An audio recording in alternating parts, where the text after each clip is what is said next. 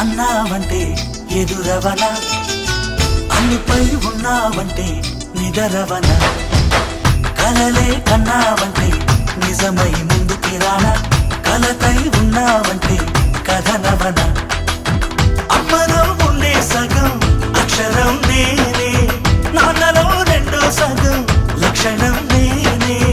అమ్మ తోడు నాన్న తోడు అన్ని నీకు అన్నే చూడు, చెల్లిపోని బంధం నేనమ్మా చిటి చెల్లెమ్మా, వెళ్ళిపోని చుట్టం నేనే.